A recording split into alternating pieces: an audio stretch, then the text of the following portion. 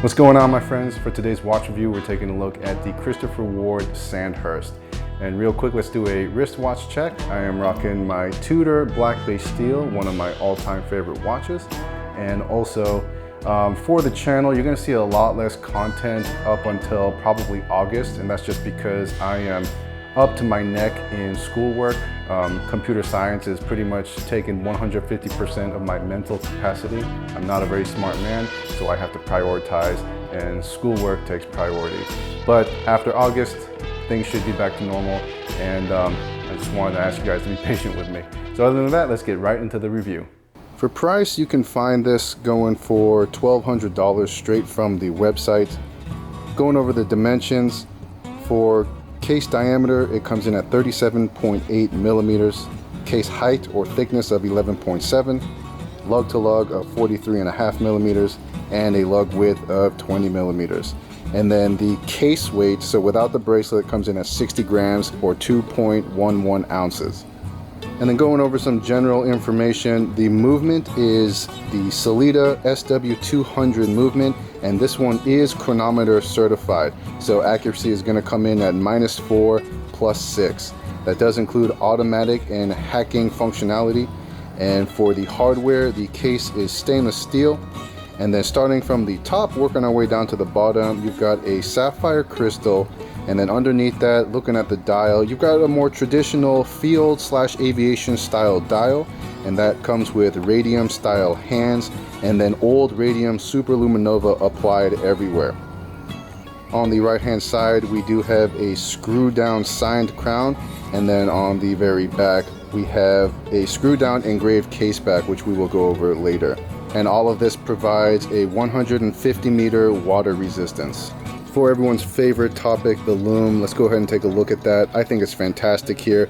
It's applied anywhere and everywhere that it needs to be applied at, and I think they did a great job. And then that old radium lume gives it a beautiful kind of patina that makes it look a lot older than it really is, in a good way. For the dial, I really like how they incorporated Arabic numerals, and then the hour and minute hand are just beautifully long. So the hour hand points straight to the indices, and then the minute hand points all the way to the chapter ring. So you get this very clear representation of time, making it easy to read and look at any time of day. Of course, the complaint that many people have is the Christopher Ward text at the very top. It doesn't bother me, although ideally I would like to see that removed for something else, and I do believe in newer models they incorporate a new logo. Taking a look at the surrounding bezel area, the fact that there is no rotating bezel is something that I very much like these days. It's got that stainless steel brushed satin finish, and I very much like that. It's sleek, professional, and it has the qualities that I think are essential on any tool watch. Moving on to the crown. So screw down crown, it is fantastic, threaded very precisely and easy to operate.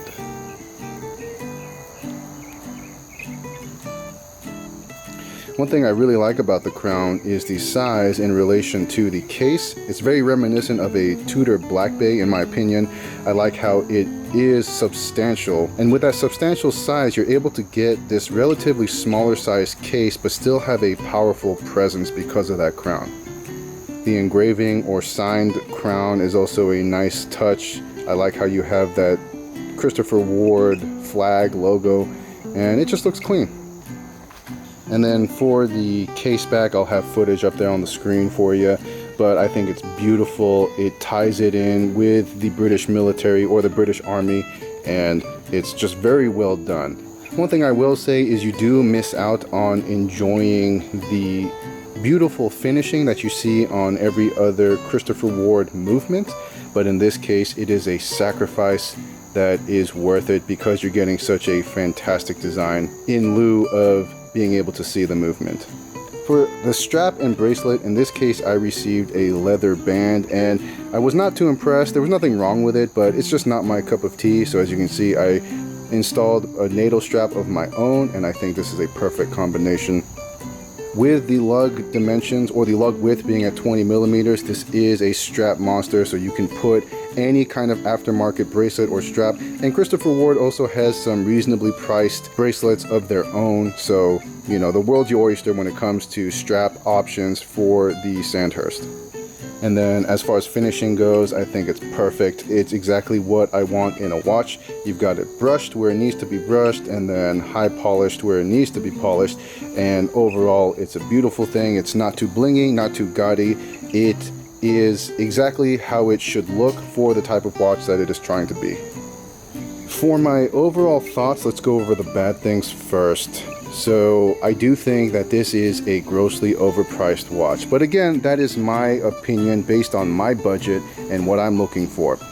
Now, in its defense, I believe the $1,200 price tag can be justified if you're looking at its ties to the military.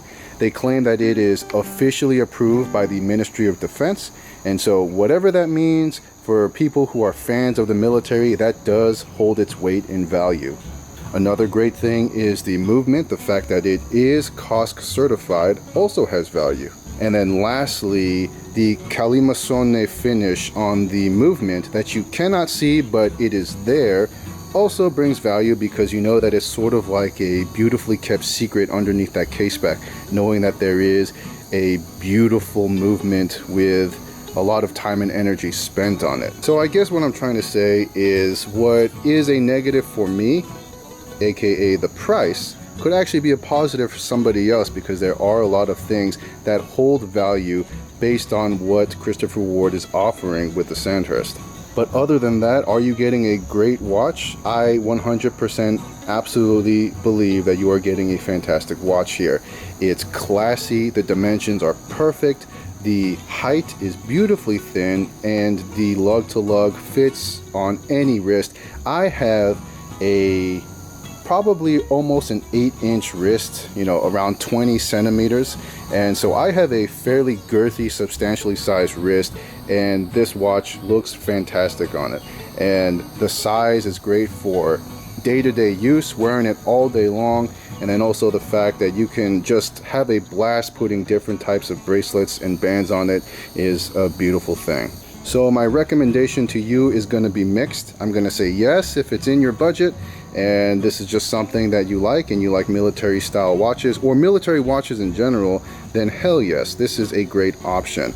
But for those of you who are thinking that $1,200 in general is a little steep, then I will tell you there are plenty of other options out there that give you the same style, same appeal at half, you know, even 75% of the cost. But other than that, I absolutely had a blast wearing this watch. I'm going to continue enjoying it, and that's all I got to say for now. So until next time, I will see you guys later. Have a great week. Bye.